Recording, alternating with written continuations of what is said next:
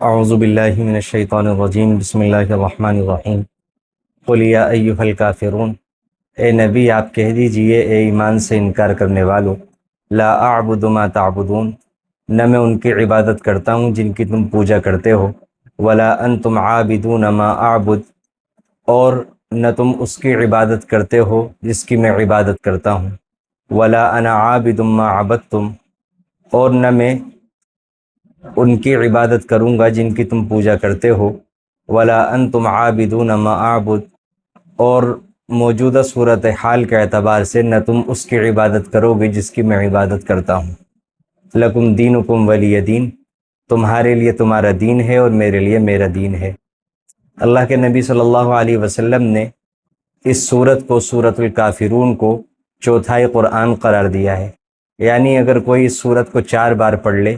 تو 1 مرتبہ قرآن کریم پڑھنے کا ثواب ملے گا۔ اور اللہ کے نبی صلی اللہ علیہ وسلم نے فرمایا کہ جب رات کو بستر پر لیٹو تو اس کو پڑھ لو، کیونکہ اس میں شرک سے برات ہے۔ اللہ کے نبی صلی اللہ علیہ وسلم سے طواف کے بعد 2 رکعت جو نماز پڑھی جاتی ہے، اس میں پہلی رکعت میں قل یا ایھا الکافرون اور دوسری میں قل ھو اللہ احد پڑھنا ثابت ہے۔ اسی طرح فجر کی سنتوں میں بھی پہلی رکعت میں قل یا ایھا الکافرون اور دوسری میں قل ھو اللہ احد والی صورت پڑھنا ثابت ہے۔ اس صورت کا جو مرکزی مضمون ہے وہ یہ ہے کہ ایمان کے لیے صرف اللہ کی عبادت کرنی کافی نہیں ہے، بلکہ اللہ کے علاوہ کی عبادت سے بیزاری کا اظہار کرنا بھی ضروری ہے، اور اللہ کی عبادت کے ساتھ ساتھ شرک کو جمع کرنا اور اس کی کوشش کرنا یہ ایسا ہے جیسا کہ روشنی کو اور اندھیرے کو ایک ساتھ جمع کرنا، جیسے وہ ایک ساتھ جمع نہیں ہو سکتے، اسی طرح توحید اور شرک بھی ایک ساتھ جمع نہیں ہو سکتے۔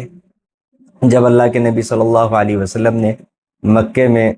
نبوت کے بعد دعوت کا آغاز فرمایا، دعوت شروع فرمائی، تو اگرچہ اللہ کے نبی صلی اللہ علیہ وسلم کی دعوت کو بہت کم لوگوں نے قبول کیا، لیکن اللہ کے نبی صلی اللہ علیہ وسلم کی دعوت کی وجہ سے وہاں کی اکثریت کا عقیدہ اور یقین اپنے مذہب کے بارے میں ہل گیا، اور انہیں شک ہونے لگا کہ یہ جو ہم دین مانتے ہیں یہ سچا ہے یا جھوٹا ہے، یا محمد صلی اللہ علیہ وسلم جو بات کہہ رہے ہیں وہ باتیں ٹھیک ہیں۔ جب مکے کے مشرکین کے جو سردار تھے انہوں نے یہ صورتحال دیکھی تو انہوں نے اسلام میں داخل ہونے والوں پر جتنے وہ ظلم کر سکتے تھے، جس قسم کے ظلم کر سکتے تھے، وہ سارے ظلم کیے کہ کسی طرح یہ اسلام سے واپس پیچھے آ جائیں اور واپس مشرک اور کافر بن جائیں، اور ہمارے مظالم کو دیکھ کر دوسرا کوئی شخص اس مذہب کے اندر، اسلام کے اندر داخل ہونے کی کوشش نہ کرے۔ لیکن جب وہ تھک ہار گئے اور اسلام میں لوگ دن بدن داخل ہونے لگے، اور جو اسلام میں ایک بار داخل ہو جاتا تھا اس پر ظلم کے پہاڑ توڑ دیے جاتے تھے، لیکن وہ اپنی جگہ سے ٹس سے مس ہونے کو تیار نہیں ہوتا تھا، تو پھر انہوں نے صورتحال کو دیکھ کر اپنے لیے یہی اچھا سمجھا کہ اللہ کے نبی صلی اللہ علیہ وسلم سے کوئی مصالحت کا راستہ اختیار کیا جائے۔ تو انہوں نے اللہ کے نبی صلی اللہ علیہ وسلم کے سامنے پیشکش رکھی کہ ایسا کر لیجئے، آپ ہمارے معبودوں کی عبادت کر لیجئے اور ہم آپ کے معبودوں کی عبادت کر لیتے ہیں۔ اس سے یہ ہوگا کہ اگر ہمارے معبودوں میں خیر ہوئی تو آپ کو ان کی عبادت کرنے میں خیر مل جائے گا، اور اگر آپ کے معبود میں خیر ہوئی تو ہمیں بھی خیر مل جائے گا، ہم بھی محروم نہیں رہیں گے۔ اور بعض روایتوں کے مطابق انہوں نے 1 سال کی پیشکش رکھی کہ 1 سال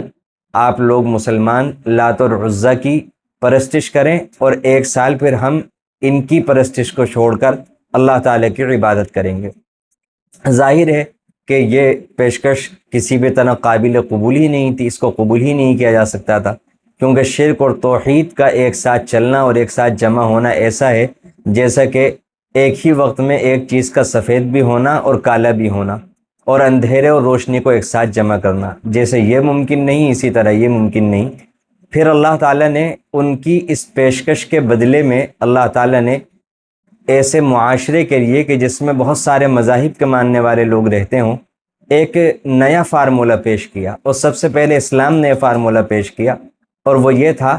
کہ کسی بھی جگہ جہاں پر مسلمان حکومت ہو، مسلمان رہتے ہوں، یا حکومت نہ بھی ہو، مسلمان دوسرے مذہب کے ماننے والوں کے ساتھ رہتے ہوں، تو اسلام نے فارمولہ پیش کیا کہ آپ اپنے مذہب پر عمل کریں، وہ اپنے مذہب پر عمل کریں گے۔ مسلمانوں کی حکومت ہو یا نہ ہو، وہ کسی دوسرے کو اپنے مذہب میں داخل کرنے کے لیے مجبور نہیں کر سکتے۔ لا اکراہ فی الدین قرآن کریم نے بیان فرمایا۔ اسی طرح مذہبی معاملات میں وہ اپنے مذہبی طریقے پر اپنے کاموں کو انجام دیں گے اور مسلمان اپنے طریقے پر اپنے کاموں کو انجام دیں گے۔ لکم دینکم ولی دین، تمہارے لیے تمہارا دین ہے اور ہمارے لیے ہمارا دین ہے۔ اور اللہ کے نبی صلی اللہ علیہ وسلم جب مدینہ منورہ میں تشریف لے گئے تو آپ نے اسی فارمولے پر عمل کیا۔ آج مغربی تہذیب کے ماننے والے لوگ یہ کہتے ہیں کہ یہ فارمولہ مغرب نے دنیا کو دیا ہے، حالانکہ یہ فارمولہ قرآن کریم میں اس وقت سے لکھا ہوا ہے کہ جس وقت عیسائی یہودیوں کے اوپر ظلم ڈھا رہے تھے، اور عیسائی خود ان عیسائیوں پر جو حضرت عیسیٰ علیہ السلام کو اللہ کا بیٹا ماننے کے لیے تیار نہیں تھے، ان پر ظلموں کے پہاڑ توڑ رہے تھے، اس وقت قرآن کریم نے آج سے 1450 سال پہلے یہ فارمولہ پیش کیا تھا۔ تو یہ اسلام کا دنیا کو دیے ہوئے تحفوں میں سے ایک تحفہ ہے۔ یہاں پر رک کر ہمیں یہ بھی غور کرنا چاہیے کہ اسلام نے دنیا کو کیا کیا دیا ہے۔ بیچ بیچ میں زندگی جب تک برقرار رہے گی اور یہ سلسلہ چلتا رہے گا، اشارہ کیا جاتا رہے گا۔ اسلام نے انسانیت کو جو بہت سے تحفے دیے ہیں، ان تحفوں میں سے ایک تحفہ یہ بھی ہے کہ اسلام نے مختلف مذاہب کے ماننے والوں کے ساتھ رہنے کا ایسا شاندار فارمولہ پیش کیا کہ جس پر عمل کر کے سب سکون کے ساتھ اور امن کے ساتھ رہ سکتے ہیں۔ اس صورت کے ذریعے سے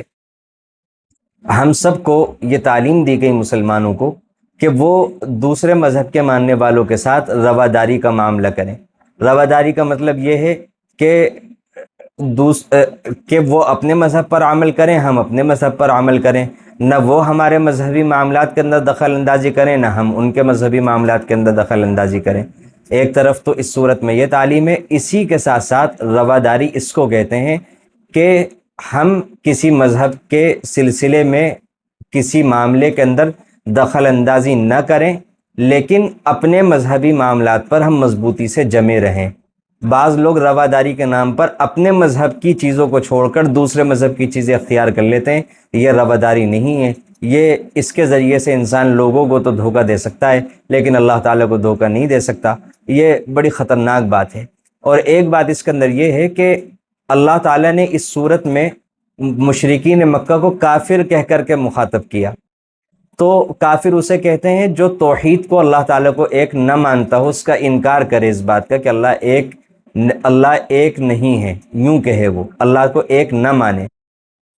تو اس شخص کو کافر کہتے ہیں۔ تو کافر کا یہ لفظ جب ان لوگوں کے لیے استعمال کیا گیا تو انہوں نے برا نہیں مانا۔ آج بہت سارے لوگ اس لفظ کو گالی سمجھتے ہیں، برا سمجھتے ہیں، تو ایسا نہیں ہے۔ اس کا مطلب صرف اتنا ہے کہ مسلمان جو عقائد مانتے ہیں اللہ کے بارے میں اور رسول اللہ کے بارے میں اور آخرت کے بارے میں، اس کا جو انکار کرتے ہیں ان کو انکار کرنے والا کہا جاتا ہے۔ اس صورت سے ہمیں کئی سبق جن کا مذاکرہ ہوا بھی صورت کے اندر ہمیں ملتے ہیں کہ ہم اپنے مذہبی تعلیمات پر مضبوطی سے عمل کریں اور دوسروں کے مذہبی معاملات میں نہ ہم دخل اندازی کریں اور نہ کسی طریقے سے ہم ان کی مشابہت اختیار کریں، اسلام کی مکمل تہذیب اختیار کریں۔ اسلام نے جو زندگی گزارنے کا طور طریقہ دیا ہے اپنے ماننے والوں کو، مسلمان اسی طریقے پر راضی رہیں، خوش رہیں اور اسی طریقے کو اختیار کریں۔ کسی بھی چیز کے اندر، کسی بھی معاملے کے اندر کسی بھی مذہب کے ماننے والوں کا طریقہ مسلمان اختیار نہ کریں۔ یہ اس صورت کا، اس وقت کا بہت اہم سبق ہے، اور اس سلسلے میں رفتہ رفتہ مسلمان غفلت کا شکار ہوتے جا رہے ہیں اور بہت کچھ ہمارے ہاں اس سلسلے میں کوتاہیاں بڑھتی جا رہی ہیں۔ اللہ تعالی ہمیں اس سلسلے کی کوتاہیوں کا ایمانداری سے جائزہ لے کر ان کی اصلاح کرنے کی توفیق عطا فرمائے، اور اللہ تعالی ہم سب کی توحید کو مضبوط فرمائے، اور اللہ تعالی ہم سب کو خالص اپنی عبادت کرنے کی توفیق عطا فرمائے، اور اللہ تعالی اپنے علاوہ کی عبادت سے اور ہر طرح کے تعلق سے اللہ تعالی ہم سب کو آزادی عطا فرمائے۔ آمین۔